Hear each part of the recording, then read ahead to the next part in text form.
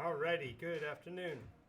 This is Jonathan Alvin with NycosRPG, and today's episode is called Moving the Needle, Making a Real Change in the World. And my biggest and first question to you as a broadcaster to a viewer, am I exhibiting hubris, or does it make sense for me to try to change the world?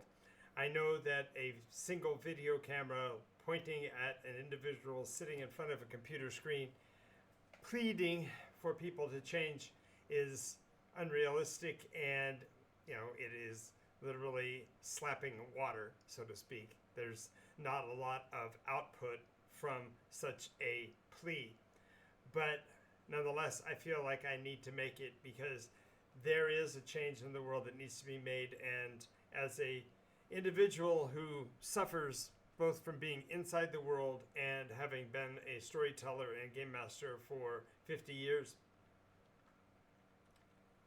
I kind of have an understanding of how difficult it is to make real change. And the irony is that we're talking about the difference between a fictional set of parameters under which I have all control and the real world, of which I have virtually zero control. But my reason for doing this video is to attempt to move the needle, to cause a real change in the world. Gandhi once said that we must be the change we wish to see in the world. And I, in some ways, feel like I've been typifying that for all of the 50 years as I endeavor to tell stories that are driven and adjusted and modified by my players, reflecting the fact that they, at least in this short frame realm of Nikos, can indeed change the world. And maybe that is hubris to think that we can translate that to reality, but I don't think so. I think that the way change in the world happens is that we make the decisions and we make the changes evident. And by showing that they can be made, offer the opportunities for others to help us change them. So if you have watched my videos and have liked what I'm doing so far, make sure that you like this video and follow my channel on Twitch, and if possible, also watch our videos over on YouTube. Like and subscribe there. That makes a world of difference in terms of the progress of this channel to make change in the world. But if you want to be a really significant part of that change, please consider joining our Patreon program. We are utilizing the Patreon process to support the promotion of and the development of NycosRPG as a viable product, and we've already made several decent strides towards that, and there are even more coming, as I've noted in other videos. But in this case, I'm not wanting to talk about any of that. What I'm wanting to do in particular is facilitate a change in the direction of the needle in terms of our collective consciousness as individuals. I have a theory, and that is that games are a really big idea whose time has come, and that we as players have an obligation to try to influence the rest of the world through our big idea. And yes, as most of you will know, having watched my videos, I'm a bit of a aficionado for word plays and acronyms and such. And so big idea is acronymic. And I haven't gone through the point yet of putting up the visuals for this channel. I will probably do that in post-production to make an even better version of it for our YouTube channel. But the idea is that the acronym big idea encompasses not only what game players represent to the world, which are to be big people, and that the concept of the idea are the elements of community change that we can actually visit upon the world, and when we do so, we will have changed everything. If you are a game player, you may already have an idea of where I'm going with this. If you have not been an aficionado of board games, card games, role-play games, and the like, this may be all new information to you, in which case that's okay too. But let's talk about the acronym, and we're going to start at the very beginning with B. And that would be the logo that I put right there. B for big idea. And B stands for what I think is probably the greatest gift gamers can give the world, and that is the very concept that seems to have been lost over the last generation. And I'm not necessarily going there in terms of picking out a generational marker and saying, if you're above this line, you're okay, and if you're below the line, you're not. That's not what I'm saying at all. But what I'm saying is in the last 15, 20, 25, even 30 years, there's been a major change in something known as the benefit of the doubt. I went looking for a unique term to cover the entire concept of benefit of the doubt, and it functionally doesn't exist. And I'm not sure why. You would think that we would have come up with a word. And so I'm going to posit that we could supplant the word Nikos. If we're going to give someone Nikos, we're going to give them the benefit of the doubt. We're going to give them the ability to make a mistake, to recognize an error, to decide somebody we might misunderstand them. Benefit of the doubt refers to the reality that if somebody makes a decision, that decision isn't itself an end to the conversation, nor is it something that has to be seen as intentional or as a threat, but rather that we as human beings may make statements from time to time or hold theories from time to time that are erroneous, that they may have pieces that are not understood or might be missing something.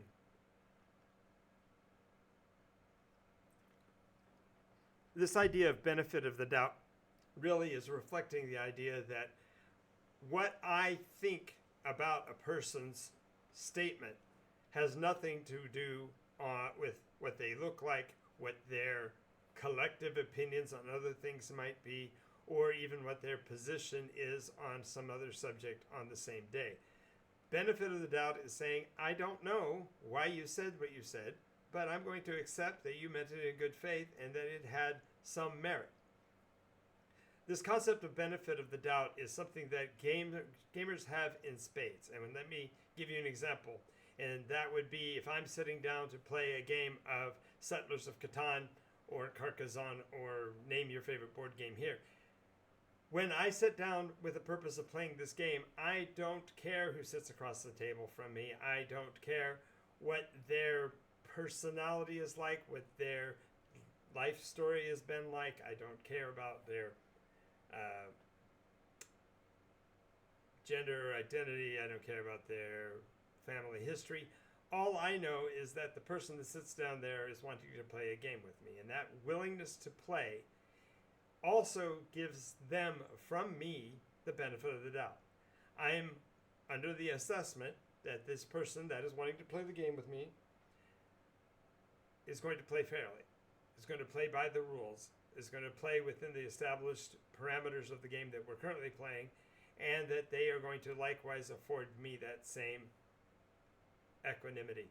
The idea that when we sit down to play, that we see each other as equals, see each other as fair game, so to speak, and are willing to take on that level of competition without malice, without subterfuge or malintent, is what's critical. We have to make sure that we bring to the table the same level of expectancy as we would expect them to hold us to. In other words, I don't sit down at a game in order to try to cheat someone. If that is what you feel when you sit down at a table, then we probably need to have a deeper and longer conversation about what it is to be a game player.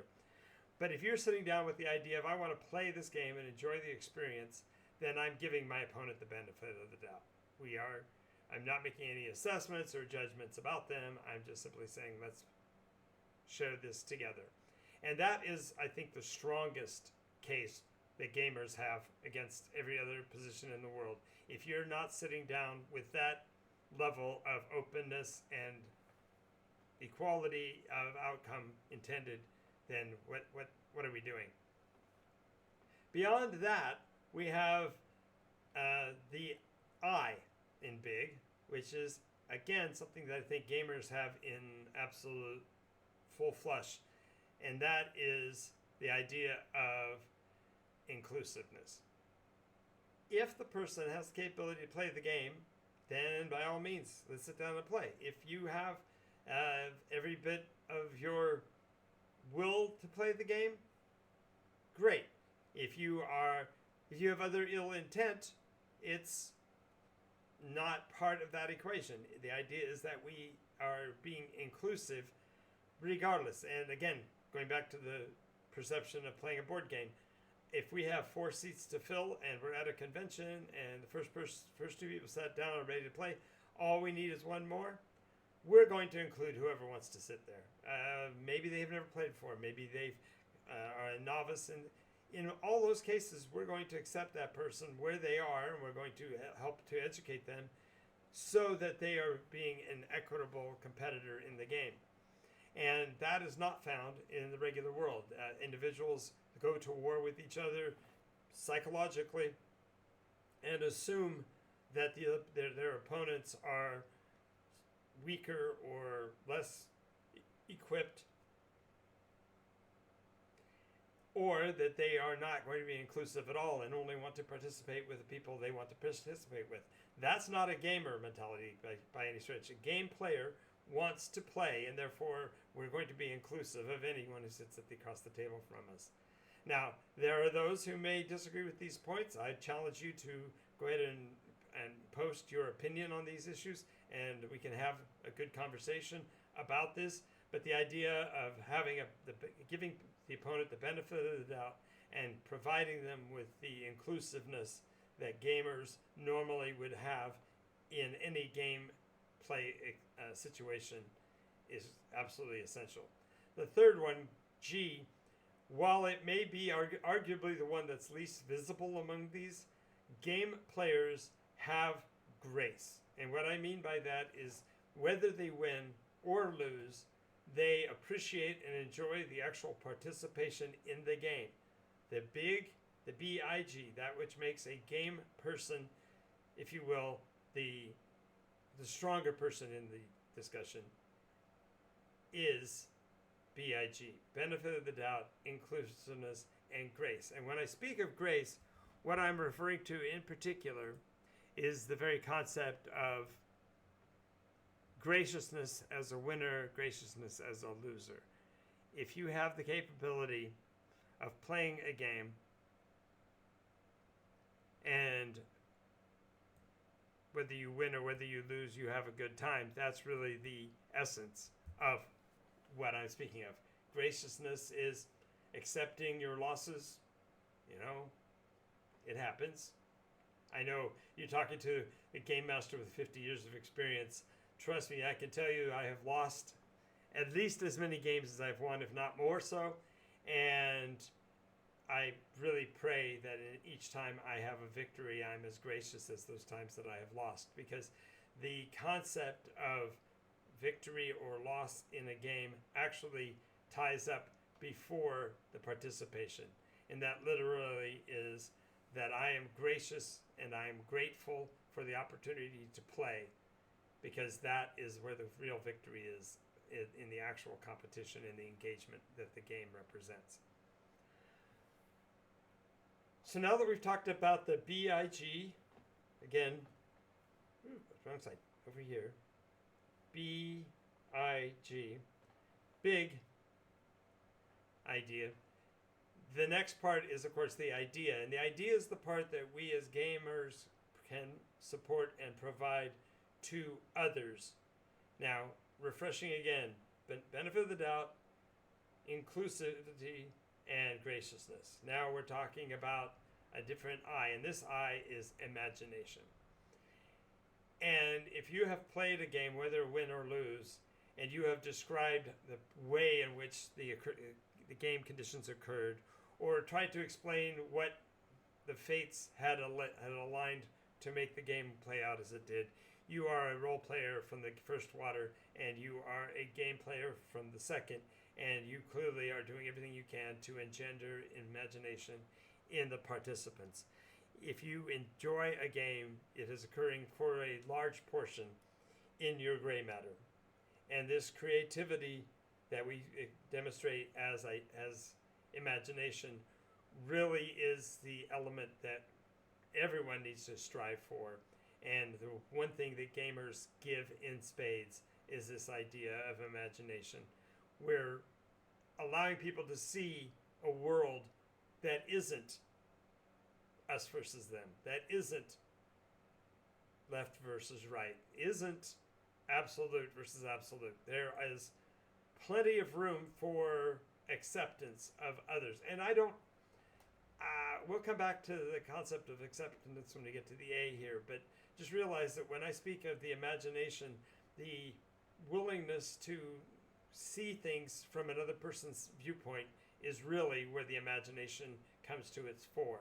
If someone can describe something to you and you can see it from their point of view, then you are truly seeing the mind of another, and that gives you great communications capabilities because now you are on the same level playing field. The next would be the D, and the D that comes into gameplay is the concept of the game's outcome is going to be, how do I want to say it? It's by choice. You don't come to a conclusion in a game unless you're playing Monopoly by chance. The accidental winner of a game is not someone who has been playing to win, but someone who has just been letting the game play out as a simulation and is therefore not engaging. Therefore, what we're talking about is actually, and then my brain just flopped on it again. I had the word in my tongue. You guys see it? I almost see the word at the tip of my tongue. I want to say determinism, but that's not right. Determination. Determination. When you play a game, you are determined to win. You have in your mind the intent to take whatever steps and strategies are required to have the positive outcome. People don't generally play games expressly to lose. Now, if you've watched my other videos, you know that occasionally I will speak to professional game store owners and those that are trying to sell products, and I will say things like, let the rookie win. And it's true. You want to not play to destroy your opponent in those circumstances, but you do want to play with the intention of winning, an intention of successfully achieving the goals you have. Note that those two are not necessarily mutually exclusive. If I'm playing a game with you, but I want you to understand the rules and I want you to enjoy playing the game, I may play with my purpose and intention be to have you win the engagement. Now that sounds like I'm playing to lose, but the reality is I'm playing to have as an outcome your positive experience of the gameplay. And sometimes that compromise will put me into a confrontational compromise. And so if you are one of the persons that challenges me on that, please leave me a comment and let's have a conversation. But the idea here is that a player who has determination to win, actually is trying to play the game for the purpose of choosing a winner, is playing with all of their skill, with all of the resources they have at their disposal. And this determination is not the same thing as determinism. We're not saying that the game is a foregone conclusion, but instead we're saying that we can actually affect a change in the world by showing somebody else that the game mechanic that they're playing is enjoyable and worth trying and establishing themselves in. This is true when it comes to conversation as well. If people would take on the concept of I am determined to share with you my opinion, but I am just as determined to see your position through to see where you are coming from and what merits your thoughts might have, then we have a healthy conversation between us. That happens at a games table, but it doesn't necessarily happen in normal everyday life, because we step into the box with what we consider to be an opponent, and we automatically make assumptions. Now, this flies directly in the face of benefit of the doubt, but this is probably where the greatest challenge comes from. If we step into the ring, so to speak, with the idea that the opponent will not win because we're not going to let them land a blow, that's not rational, and it's also not fair, and it certainly isn't helpful to either one of us. So having determination when you step into the arena is absolutely important, and gamers can provide that, because that's what we do. We play the game. We don't sit on the sideline and wait. We actually choose our actions and move forward. The next thing we're going to talk about is the E in Big Idea. And this E represents, I would say, equality. And what I mean by that is we are recognizing that we're both playing with the same set of rules, that we have the same duties and obligations to each other in the competition, to be fair, equal with each other, give each other the same number of turns, give each other the same number of options, to play with all players informed. And this equality of outcome is not an equity factor. We're not saying because you've had a problem with losing tic-tac-toe, you get to play 2 spaces before I play 1. That's not what we're talking about. What we're talking about is the equality of outcome is that whether you win, whether you lose, we're going to treat you the same. We're going to count a victory as a victory. We're going to therefore take and hold to that the same level of engagement. And I guess that's really where I wanted to go. The engagement that is provided in a game environment is to say, yes, you have an opinion, share it, provide the evidences to your case, present the panoply of your position. But it also means that you have to provide that same level of engagement to every other player at the table. This concept of engagement is absolutely critical, because if we're supposed to sit and look at the board game, we look at the chessboard and neither one of us makes a move, there is no... I mean, we can sit and argue the rules, but arguing the rules is not the game. It's not playing. We're now no longer dealing with what we came here to do with. We're instead finding a reason to disagree. And that really is the difference. When you talk about engagement, you're saying, okay, as a friend of mine would say, shut up and play. It's your turn. Make your action. Present your case. I'm listening. And I'm listening with my open ears, because I need to be able to hear all that you have to say, because for me to engage, I have to have all of the information. So present away. When you have made your presentation, I absorb, I regurgitate or recite what you presented, and then I present my counter case. And when I present my counter case, in like fashion, you have to be the one who shows that same level of engagement, listening with your whole mind and heart, listening to the words I have to say and considering them. Now, it doesn't mean we have to agree in all cases. However, in the status of a game, for the duration of that game, we do have to have a winner and a loser. And I know that sounds difficult in today's world, because we'd like to be able to draw a line and say, we don't have to win or lose. We can both be right and deal with it. But the reality is, in any general case in the world, when you have a conflict, it needs to be handled, resolved, clear winner stated, and move on. Because we will have plenty of time to bring up the next engagement. And while I'm not going to be political or talk about any particular environment, the issue of who's left, who's right, who's wrong, these assessments need to be done in a way that are open and engaging, and that means we need to play the game, so to speak.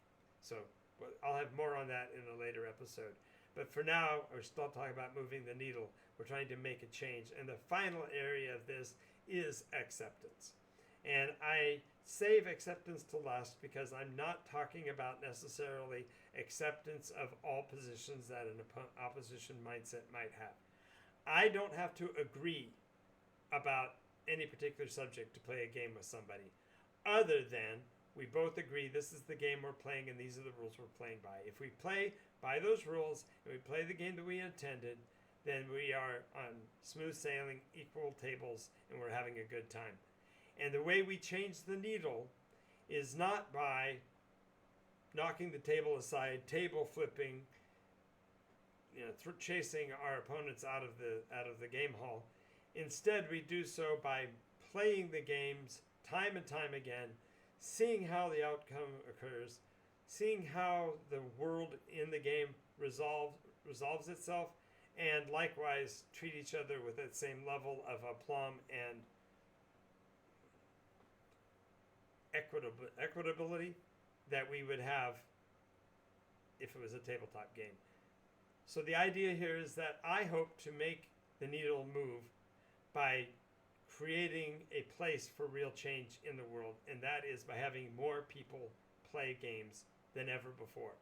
We are looking at my quest for purpose, and as a game master with 50 years of experience and about as many careers as many of you have dreams in the future, I can say that my quest for purpose is this. I want you playing games. I want you sitting at my table and engaging with me so that we can change the world by integrating our ideas, seeing where we differentiate from one another, acknowledging those differences, and then capitalizing on our strengths to find more people to play games with us. I have a lot more to say about this big idea going forward, but this has been Jonathan Albin's NycosRPG, and today's show is called Moving the Needle. I hope that I have made a real change in your life, and I can get you to do 3 things for me. Number 1, I want you to like this channel, whether that be by following it on Twitch or becoming a subscriber on YouTube at NycosRPG. Either way, you help and support the concept that I am talking about here, and you become a part of that moving needle. The more we can shift that needle, the more pressure we can put on people to actually learn to enjoy the engagement, learn to enjoy the differences and the nuances of those interchanges, and to appreciate what they can mean for our own lives, the better off the world is. So my purpose is to get more of you playing games. So the first thing was like or follow the show in some fashion. The second thing I'm going to ask of you is to play a game with someone else. I don't care. Matter of fact, I would love for you to play a game with someone else and then post in the comments on YouTube or send me a direct message at NycosRPG.com and let me know what game you played, because I want to keep a tally on which games are being played and where.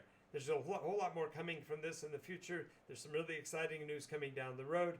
I have mentioned already that there's going to be a Kickstarter for the NycosRPG program, which is really humming along. We're getting much closer now, but there are many, many more things. So play a game with someone else. It doesn't have to be one that I've published, but if it's one that I've advocated for in a previous episode, that'd be awesome.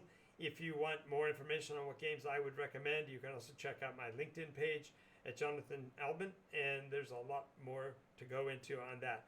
Finally, if you want to really support the channel and become a part of this, join our Patreon program. Not only will this give you access to early information on the Nykos project in terms of the property and actually get you the PDFs and materials weeks before we actually make them available to the public. That's first. Second of all, it gives you access to our game groups on the weekends on Discord. If you've never played a role-play game, you're in for a treat. I can have you playing role-play games in 5 minutes or so. We're also going to do that as a Twitch experiment one of the days when we can have a couple of viewers part of the show who want to. We are going to endeavor to show and demonstrate how role-playing can be incorporated in less than 5 minutes. Alrighty, we are at the half an hour mark. I do want to thank you for being here the entire episode. We hope to see you next time. I am Jonathan Albin. This is NycosRPG, and we've been trying to move the needle. Talk to you next time.